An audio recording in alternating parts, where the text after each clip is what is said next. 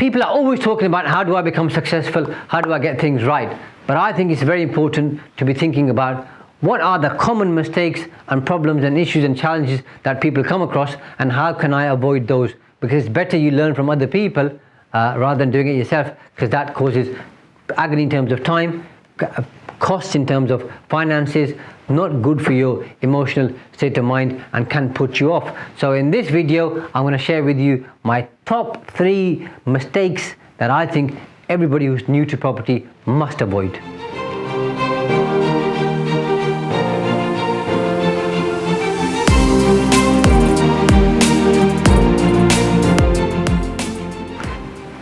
Some say failure is the best source of learning you could ask for, and there's a lot of truth in that. Lucky for you, there's already a sea of common mistakes to avoid when investing in property, and you can learn from all those, by the way. Now, we all talk about what you need to know when investing in property and what you should do, but more importantly, I think, in my opinion, and arguably more importantly, what you need to know is what you shouldn't do and what you should avoid.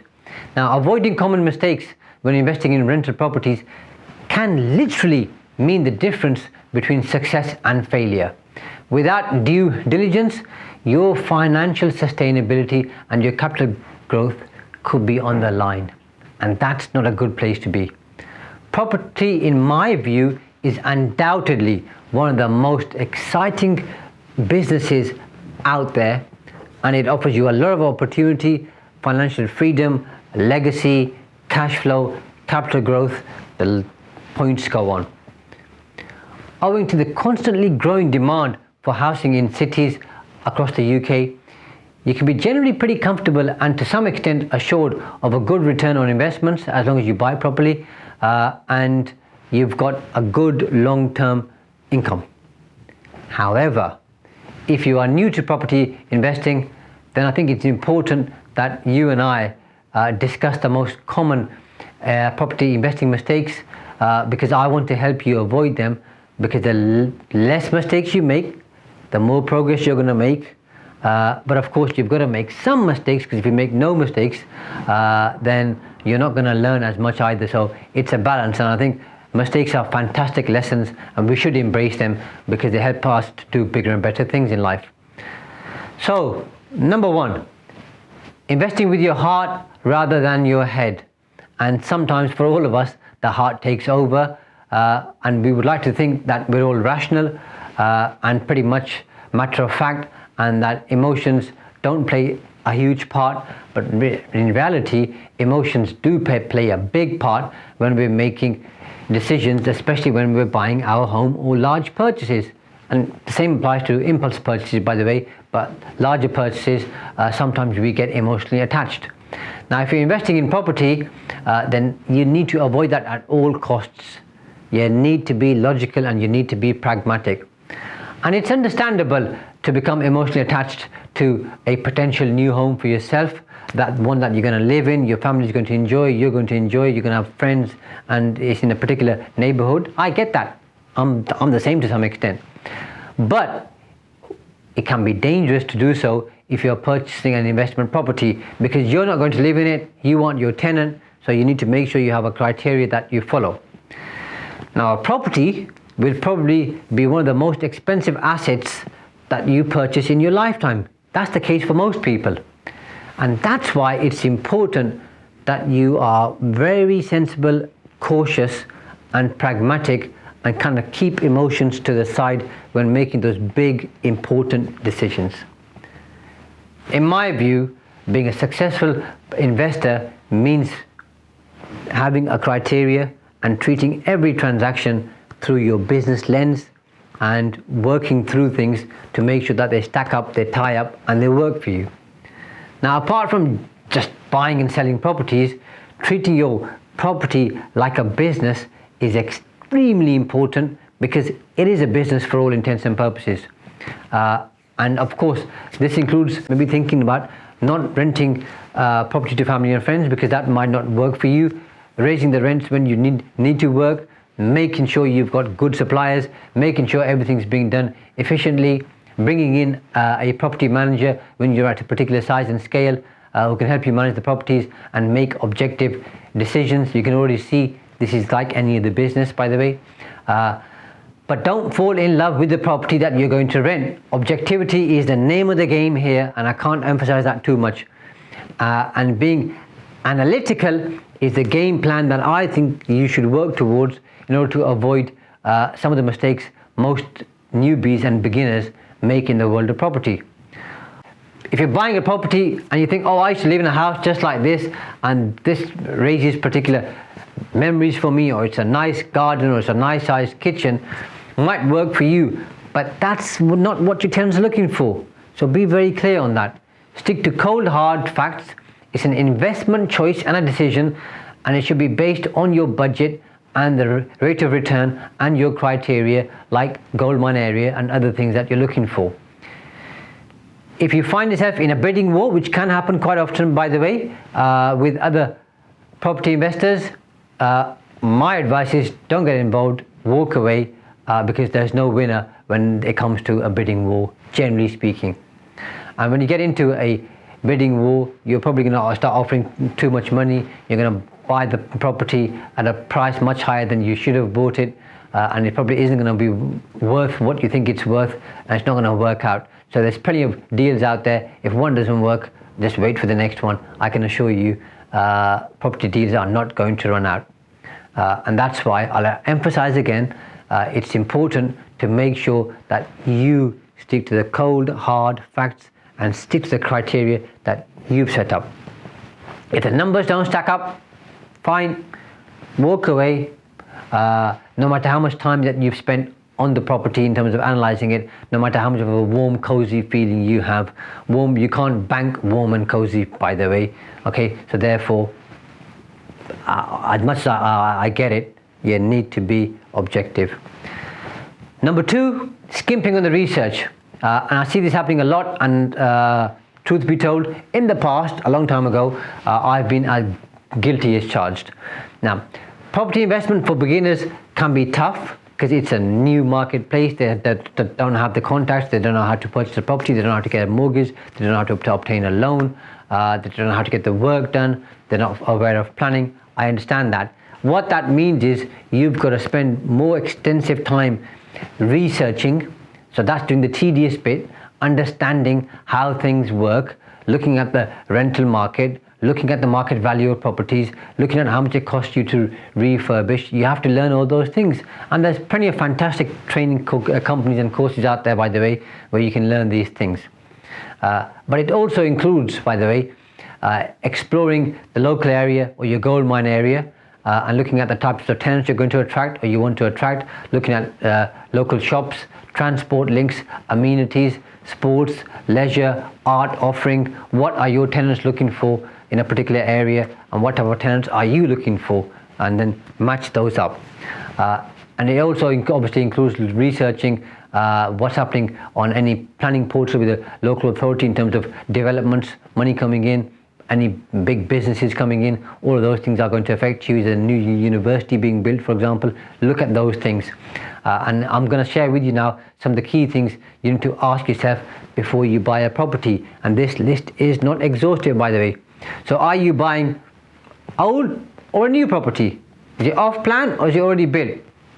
And the great thing about new properties is that you can end up saving quite a bit of money, in my opinion, not having to do kind of constant repairs and maintenance, because it's a new property, and obviously if you buy an old property, it will require some TLC. Now, older properties, of course, can be more work, but they are a great opportunity for obviously renovating, adding value. They might have certain characteristics or character buildings which might work well for renting out properties. So that's something that you ought to bear in mind. Something else you need to be thinking about is what is the condition of the property. Walking around the properties, are there any holes in the walls, the ceilings? What's the condition of the carpets or the floors or the floorboards? Taps, lights, are they working? Toilets. These might seem trivial and obvious, but you'll be surprised how many people actually miss these things. Are there any other obvious signs of damage and things that you can pick up with the naked eye, which gives you a view or understanding of what's going on. Is there any damp that you can see in the building? Are there any particular smells that give you things to think about in terms of how much the property has been, let's say, unused for? Think about these things. They will impact on the value of the property and how much it might cost you to repair it. Because any damages that you might find out about now, you can obviously use those to negotiate the price. If you find out about it after you purchase the property, well, too late, because as the law stands, it's buyer beware, which means you need to do your homework and your research to make sure you know what you're buying. Another important thing, by the way, is does it have features and amenities that your tenants want? And that's something that you need to decide in terms of who your ideal tenant is. If your investment property is your business, then your tenants are your customers. Simple as that. And you have to know your customers and you have to know their needs and wants. Again, research is required. It's not easy, but it's not supposed to be easy.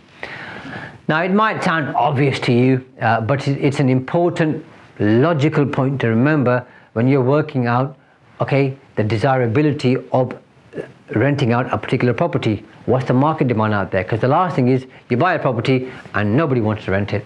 Okay, so that could happen. So you need to make sure you do your research and always obviously tailor the property to what your ideal customers, or tenants as we call them, by the way, but let's just call them customers for now. Okay, what their needs and wants are. So somebody who has a family and children and young children will have very different needs to somebody who doesn't have children, to somebody who has older children, to somebody who has a disability. And depending on the type of tenants you're looking for, you need to bear that in mind. Now, prior to making your investment, you must first of all, I think, analyze the market conditions and conduct a thorough research of all the prevailing property rates in your desired location to make sure you know exactly what the properties are selling for and what they're worth.